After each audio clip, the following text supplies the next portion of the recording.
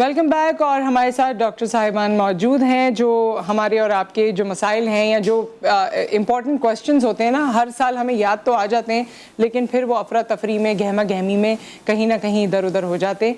सो कुछ चीज़ें जो हमें समझ लेनी चाहिए अपनी सेहत के हवाले से, आज हमने कोशिश की है कि बकरा ईद से पहले पहले आपको ज़रूर उन तमाम गाइडलाइंस आप तक पहुँचा दें, हेल्थ गाइडलाइंस आप तक पहुँचा दें। हमारे साथ मौजूद हैं डॉक्टर तनवीर खालिद साहब जो कि कंसल्टेंट गैस्ट्रोएंट्रोलॉजिस्ट हैं। अस्सलाम वालेकुम। और हमारे साथ मौजूद हैं डॉक्टर फलक नाज जो कि पीडियाट्रिशियन है। अस्सलाम वालेकुम। कैसी हैं डॉक्टर साहब? ठीक ठाक हैं? कैसी हैं? मैं ठीक ठाक, थैंक यू। सो बच्चों से ही शुरुआत करते हैं क्योंकि त्यौहार तो बच्चों के होते हैं और बच्चे सबसे ज़्यादा इसमें एनग्रॉस्ड होते हैं। बड़ों की बारी तो तब आती है जब खाने पीने का मामला आता है। सो जो ये क्लोज कॉन्टैक्ट है और आजकल वैसे भी बहुत सुनने में आ रहा है कि वायरल इन्फेक्शन, नज़ला ज़ुकाम और बाकी तमाम चीज़ें, फीवर, क्या इसका जानवरों से कोई ताल्लुक है और इसमें किस किस्म की एहतियात की ज़रूरत है? यस, जानवरों को भी मसाइल होते हैं। देयर आर पर्टेनिंग डिजीज़ जो कि जानवरों से रिलेटेड होती हैं। आपने रिसेंटली सुना होगा कि स्किन डिजीज़ रिसेंटली एक आई थी नोटिस में जो कि पर्टिकुलरली जानवरों के साथ एफिलिएटेड थी। अच्छा। बट आखन की एक स्टडी थी, उन्होंने फर्दर उस पर रिसर्च किया था। देखिए हम टू नो कि ये डिजीज़ जो है वो जानवरों से इंसानों तक नहीं फैल रही। लंपी की बात कर रही हैं आप? यस। सो वो ट्रांसमिट नहीं हो रही, लेकिन यस जानवरों के अपने मसाइल होते हैं, डिजीज़ होती हैं। बच्चों के हिसाब से स्पेसिफिकली आई वुड से कि ये एक बड़ा त्यौहार है, ठीक है, और बच्चे बहुत ही ज़्यादा इंटरेस्टेड होते हैं, बहुत एक्साइटिंग होते हैं इस इवेंट के लिए। पर्टिकुलरली हमारे कराची के जो बच्चे हैं उनको फार्म्स का और जो हमारे कैटल्स हैं उनका एक्सपोजर नहीं होता। यस, उनका एक्सपोजर नहीं होता। So this is the time जहाँ पे बच्चों का एक्सपोजर होता है, तो हम बच्चों को रोक नहीं सकते। ये उनकी जो है एक मेंटल ग्रोथ और जो है वो एक ये समझे कि विजन के लिए बहुत इंपॉर्टेंट है। डॉक्टर साहब आप भी प्लीज़ बच्चों के, बड़ों के, सबकी हेल्थ के बारे में बताइए, क्योंकि जिस तरह डॉक्टर साहिबा ने कहा हमें बड़ा शौक़ होता है कि हम जानवर टहलाने लेकर जाएं, हम वो चारा या उसका खाना या बाकी चीज़ें, उससे भी हमारा क्लोज कांटेक्ट होता है। इन तमाम चीज़ों से कोई वायरल इन्फेक्शन, कोई नज़ला ज़ुकाम, कोई बैक्टीरिया, कोई जर्म, क्या हम कुछ इससे कांटेक्ट में आ जाते हैं? देखिए, सबसे पहले एक बहुत सी हमें दो तरह के इम्पैक्ट होते हैं जी। फिजिकल इम्पैक्ट होते हैं, कुछ इन्फेक्टिव इम्पैक्ट। डॉक्टर साहब ने बहुत अच्छा बताया कि लाइक फिजिकल इम्पैक्ट तो ये है कि ट्रॉमा हो गया, वैसे कोई चोट लग गई, भाग गया कोई जानवर, किसी जानवर ने लात मार दी। जी जी। अच्छा, इन्फेक्शंस, हम बहुत से ऐसे इन्फेक्शन हैं जो जानवरों से ही इंसानों में मुंतकिल हुए होंगे। टाइम टू टाइम हमने देखा, कॉन्गो देखें, जानवरों से इंसानों में ट्रांसफ़र होना शुरू हुआ। बहुत सी वायरल डिजीज़ हैं जो जानवरों से ही इंसानों की तरफ ट्रांसफ़र हुई हैं।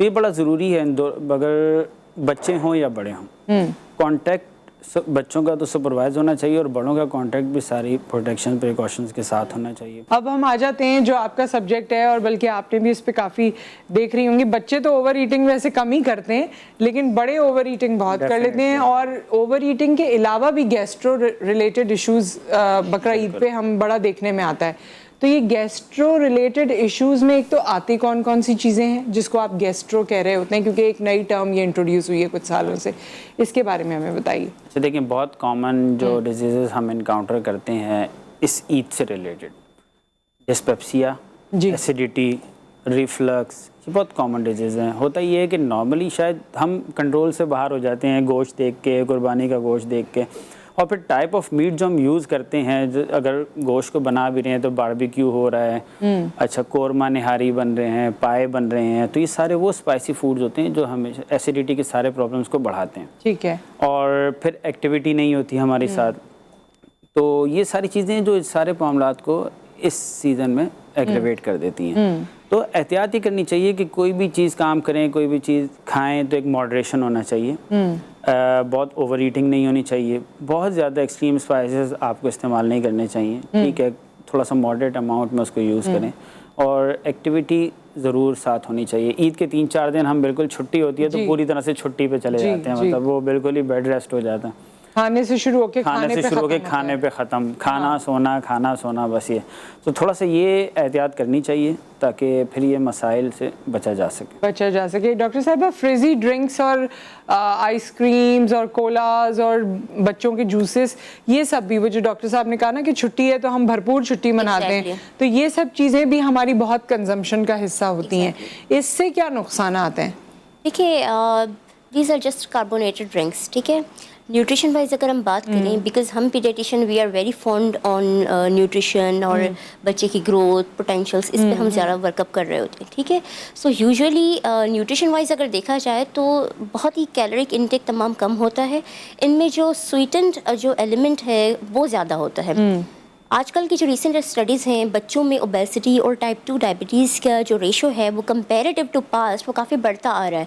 The reason behind is that one is the sedentary life style, the other one is the junk food, and the third one is the excessive consumption of these Cola drinks and carbonated soft drinks and juices. Particularly जो juices भी मैं अपने patient को prescribe कर रही होती हूँ, suggest कर रही होती हूँ, आई स्ट्रांगली कंडेम कि डू नॉट यूज़ दिस, जो भी मार्केट बेस्ड जूस आपको मिल रहे होते हैं, avoid them, and if you want to give your kids तो घर में होम मेड जूस बना दें तो वो मज़ा नहीं आता ना बच्चों को होममेड में।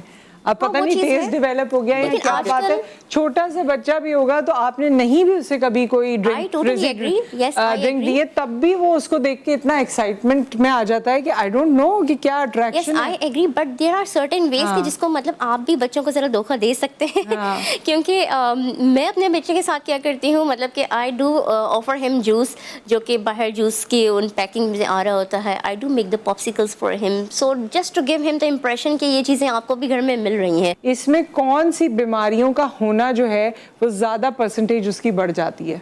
सबसे ज़्यादा जो इन दिनों में हम देख रहे होते हैं इन्फेक्शंस, ठीक है, जिसमें अगेन गैस्ट्रिक प्रॉब्लम्स बच्चों में, ठीक है, क्योंकि फ़र्स्ट ऑफ ऑल ये कि जब भी जो है वो कुर्बानी होती है वहाँ से लेके एक चेन स्टार्ट हो जाती है जब तक कि उस मीट की कंजप्शन हो। जहाँ जहाँ लेवल पे आपको जो है वो हाइजीन इम्प्रॉपर होगी, जैसे हम फूड को स्टोर कर रहे हैं, स्टोरेज का मसला होगा, या फिर उसके फिर आगे चले कुकिंग अगर इम्प्रॉपर कुकिंग होगी, फिर उसके अलावा हैंड वॉशिंग, ये चीज़ें अगर प्रॉपर नहीं होंगी तो this can lead to certain infections, ठीक है। तो इन्फेक्शन से रिलेटेड ये है कि अगर फॉर एग्जांपल आजकल का दौर है, आपको पता है load shedding is trending on ना, तो यहाँ पर एक इतने अमाउंट ऑफ जो मीट है उसको सेव रखना, कंजर्व करना भी इट्स अ चैलेंज नाउअडेज, ठीक है। सो आई वुड रिकमेंड कि वैसे भी अल्लाह ताला की तरफ से एक सर्टेन अमाउंट आपको अपने लिए सेफ रखना है, बाकी most of the thing you have to distribute ना। तो उसमें यह है कि आप सर्टेन अमाउंट रखें, लेकिन अगेन लोड शेडिंग की वजह से it's a challenge for every Pakistani population ना। तो उसमें यह है कि आप मैक्सिमम कंज्यूम करें, और उसके बाद उसकी कुकिंग अच्छी होनी चाहिए, हैंड हाइजीन अच्छी होनी चाहिए। बाहर से बच्चे आ रहे हैं तो जाहिर सी बात, जैसे आपने बताया कि बाहर एक कंटेमिनेटेड इन्वायरमेंट लगा रहता है और ये इसको क्लियर आउट होने में बड़ा टाइम लगता है अनफॉर्चुनेटली हमारे पास, ठीक है। तो जैसे ही बाहर से बच्चे आते हैं तो हैंड हाइजीन प्रॉपर होनी चाहिए टू अवॉइड ऑल, हाथ हमेशा धोते रहें, बाहर से आए तो हाथ धो लें। लेकिन हाइजीनिक कंडीशंस ना फ्रॉम द स्टार्ट होती हैं। मतलब पहले बच्चे चारे में लगे हुए हैं, जानवर के साथ लगे हैं, जानवर को टच कर रहे हैं, हर एक चीज़ को, फिर मिट्टी है जहाँ वो जानवर होता है उसको टच कर रहे हैं, तो वहीं से प्रॉब्लम स्टार्ट हो जाता है। फिर ये चलते चलते कुर्बानी वाला दिन आ जाता है तो खून, गंदगी, वो एक चीज़। फिर पोस्ट कुर्बानी भी हमारे यहाँ आलाइशें जिस तरह से साफ़ होने में भी ठीक ठाक टाइम होता है, लगता है। गंदगी, बदबू, जरासीम, ये सब इन्फेक्शन के स्प्रेड का रीज़न होते हैं और हमेशा से रहे हैं। तो अब कुछ काम इदारों के होते हैं और कुछ काम इनफरादी तौर पे हम कर सकते हैं। तो हमारी अपनी भी जिम्मेदारी इनफरादी तौर पे, हमारे यहाँ जहाँ जहाँ भी कुर्बानी हो रही है तो उन चीज़ों को प्रॉपर्ली तरीके से ठिकाने की लगाया जाए, चीज़ों को साफ़ रखा जाए, तो ये बड़ा ज़रूरी है इन्फेक्शन को प्रिवेंट करने। इम्पॉर्टेंट चीज़ हम कंटिन्यू करते हैं, एक ब्रेक यहाँ पर आ गया, ब्रेक के बाद हम वापस आते हैं और इस डिस्कशन को कंटिन्यू करते हैं।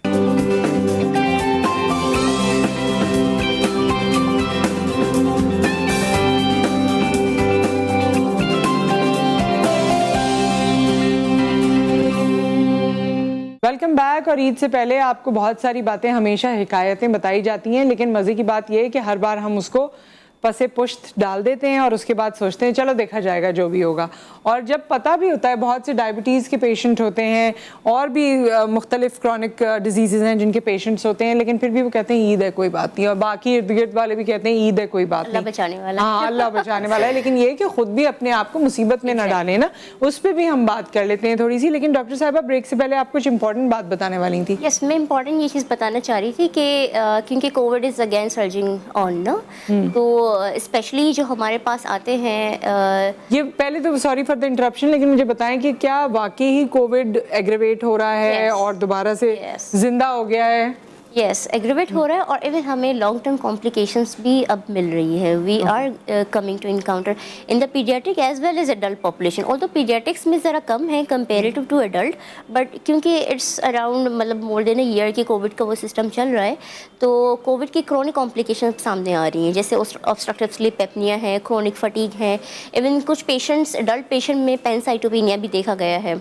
वो क्या है? पैनसाइटोपेनिया मीन्स कि आपकी जो blood different types of blood cells होते हैं इन द बॉडी, जैसे रेड ब्लड सेल्स हैं, वाइट ब्लड सेल्स हैं जो कि डिफेंस प्रोवाइड करते हैं, and third one is platelets जो कि आपके ब्लड को जो है वो क्लॉट करने की सलाहियत रखते हैं, अदरवाइज खून बहने की टेंडेंसी ज़्यादा हो जाती है.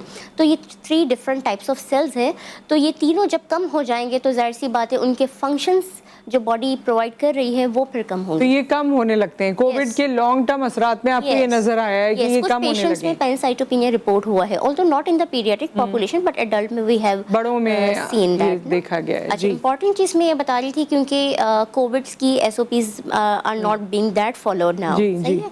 तो आपके पास एक वो यूँ समझिए कि हिजूम सॉर्ट ऑफ एक आपका हो जाता है, गैदरिंग्स हो रही हैं दोबारा से, तो मास्क पे ज़रा फोकस अगेन किया जाए, तो इन चीज़ों को, हैंड हाइजीन को, इनको रिलीजियसली दोबारा से फॉलो किया जाए इन ऑर्डर कि हम अपने आप को जितना मैक्सिमम. अच्छा, अभी तो हम बिल्कुल इस पे कोई तवज्जो नहीं दे रहे हैं. हम समझ रहे हैं कि कोविड जो है वो बिल्कुल ख़त्म हो चुका है. इवन मंडियों में चले जाएं या लोगों से वैसे मुलाकात कर लें, घरों में भी जिस तरह यहाँ शादियाँ वगैरह हो रही हैं, एवरीथिंग इज़ ओपन. ऐसा ही है क्योंकि प्रेवलेंस डाउन होती है तो हम समझते हैं चीज़ ख़त्म हो गई है. कोविड अब हमारी सोसाइटी, हमारी दुनिया का पार्ट रहेगा हमेशा. ये ऐसा नहीं है कि कोविड अब ख़त्म हो गया. कोविड रहेगा, बस हर्ड इम्यूनिटी डेवलप हो जाएगी. एक जनरली लोग वैक्सीनेट हो जाएंगे, इन्फेक्ट हो जाएंगे, एंटीबॉडीज़ डेवलप हो जाएंगी, उसकी सीवियरिटी ज़रूर कम हो जाएगी. अच्छा डॉक्टर साहब, ये पिछले दिनों बात हो रही थी कि जी ये जो कोविड का दोबारा कहा जा रहा है, ये इस वजह से कहा जा रहा है क्योंकि हमारी जो वैक्सीन है वो शायद एक्सपायर होने वाली है और गवर्नमेंट ये चाहती है कि दोबारा वैक्सीन सब लोग लगा लें. तो क्या ऐसा है? क्योंकि आप लोग खुद पेशेंट्स को देख रहे होते हैं, तो हकीकत क्या है?